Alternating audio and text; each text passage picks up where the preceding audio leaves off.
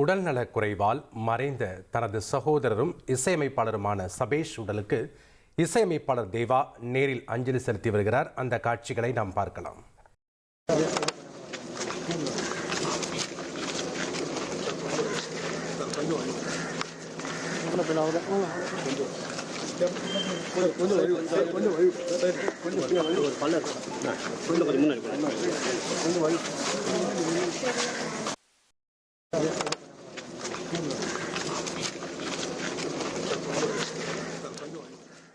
கூடுதல் மற்றும் கள விவரங்களை செய்தியாளர் ராஜா வழங்க நாம் பார்க்கலாம். வணக்கம் ராஜா. சென்னை வளசரவாக்கத்தில் இருக்கக்கூடிய அவருடைய உடலுக்கு அஞ்சலி செலுத்த இசையமைப்பாளர் தேவா நேரில் வந்திருக்காங்க. அங்கே இருக்கக்கூடிய கள விவரங்களை பதிவு பண்ணுங்க. வணக்கம். இசையமைப்பாளர் சபேஷ் மறைவிற்கு அவரது சகோதரர் இசையமைப்பாளர் தேவா சற்று முன்பு இரங்கல் தெரிவிக்க அவர் இல்லத்திற்கு வருகை தந்திருக்கார். தமிழ் திரையுலகின் முன்னணி இசையமைப்பாளர் வளம் இசையமைப்பாளர் தேவா 90 முதல் தற்போது தலைமுறை வரை ரசிக்கும் விதமாக பல பாடல்கள் இசையமைத்து பாடலும் பாடியுள்ளார்.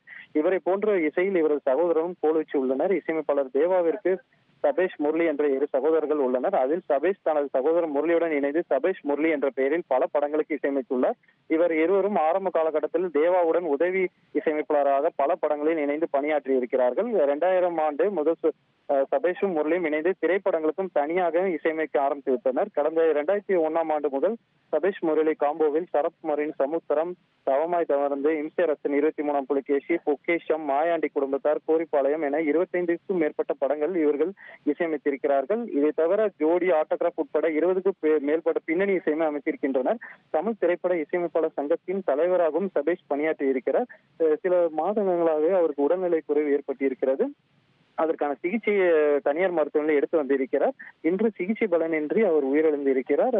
ஏராளமான திரைப்பிரபலங்கள் அவருக்கு இரங்கல் தெரிவித்து வருகிறார்கள். அவரது உடலானது மருத்துவமனையிலிருந்து பிற்பகல் 3:30 மணி அளவிற்கு இல்லத்திற்கு கொண்டு வரப்பட்டிருந்தது.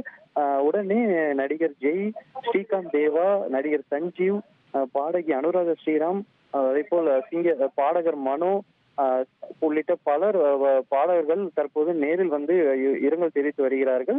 அதே போல் அவரது சகோதரர் தேவாவும் சற்று முன்பு இல்லத்துக்கு வருகை தந்திருக்கிறார். அவர் குடும்பத்தின் அனைவரும் சோகத்தில் மூழ்கி இருக்கிறார்கள். நன்றி ராஜா, உங்களுடைய கள விவரங்களுக்கு.